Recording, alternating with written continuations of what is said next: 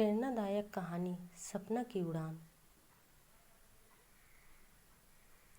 छोटे से गांव की लड़की सपना की कहानी हर किसी के लिए प्रेरणा का स्रोत है। उसका जन्म एक गरीब किसान परिवार में हुआ था।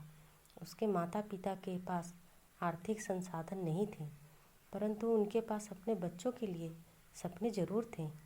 सपना अपने माता पिता की सबसे छोटी संतान थी और बचपन से ही उसे पढ़ने का बहुत शौक था। गांव के सरकारी स्कूल में पढ़ते हुए उसने हर परीक्षा में सर्वोच्च स्थान प्राप्त किया, परंतु उसके गांव में शिक्षा का स्तर उतना अच्छा नहीं था और उसके परिवार की आर्थिक स्थिति भी कमज़ोर थी। उसके माता पिता चाहते थे कि वह जल्दी से जल्दी पढ़ाई छोड़कर घर के कामकाज में मदद करे,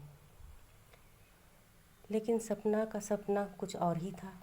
उसने ठान लिया था कि वह अपने परिवार की गरीबी को जाल से बाहर निकालेगी और एक बड़ी अफसर बनेगी। सपना ने अपने माता पिता को समझाने की कोशिश की कि उसकी पढ़ाई जारी रखने से ही उसका और उसके परिवार का भविष्य सुधर सकता है।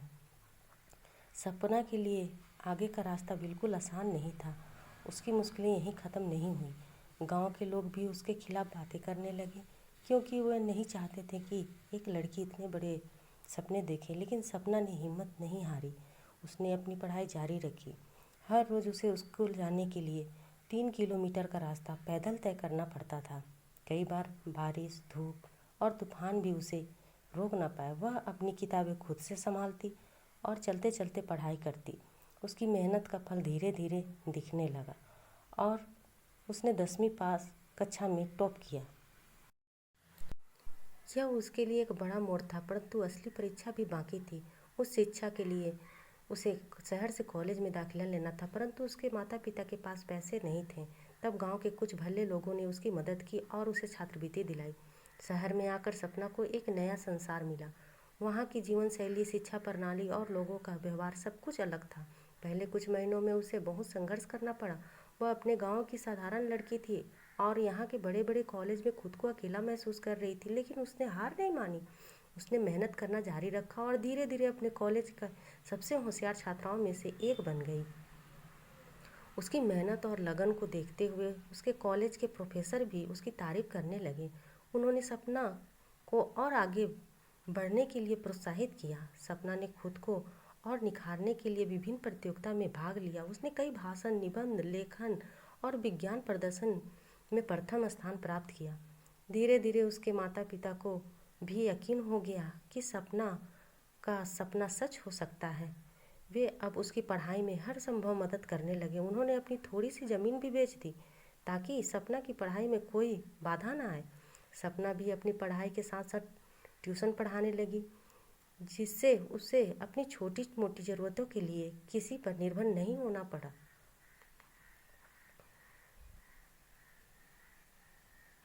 इस दौरान सपना को एक बड़ी परीक्षा की तैयारी करनी थी। भारतीय प्रशासनिक सेवा (IAS) की परीक्षा।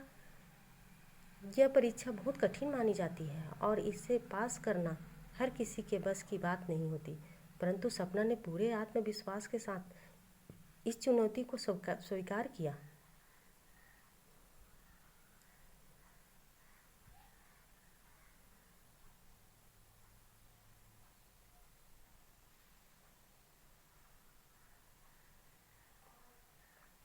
सपना ने कई बड़ी मेहनत की, दिन रात एक कर दिया। उसकी दिनचर्या में न सिर्फ पढ़ाई थी, बल्कि ध्यान, योग और नियमित व्यायाम भी शामिल थे, ताकि वह मानसिक और शारीरिक रूप से स्वस्थ रहे। उसने अपने समय का सही इस्तेमाल किया और सोशल मीडिया और अन्य चीज़ों से खुद को दूर रखा। उसकी मेहनत का फल उसे जल्द ही मिला। जब IAS की परिणाम घोषित हुई तो सपना ने न सिर्फ परीक्षा पास की, बल्कि वह देश भर में टॉप 10 में आई। यह उसकी और उसके परिवार के लिए गर्व का क्षण था। गांव के लोग जो कभी उसके खिलाफ बातें करते थे, अब उसकी तारीफ कर रहे थे और अपनी बेटियों को भी उसी की तरह बनने के लिए प्रेरित कर रहे थे। यह प्रेरणा का स्रोत है। आज सपना एक सफल IAS अधिकारी है। वह अपने गांव की पहली महिला अधिकारी है जिसने यह मुकाम हासिल किया। वह अपने गांव में शिक्षा के स्तर को सुधारने के लिए काम कर रही है।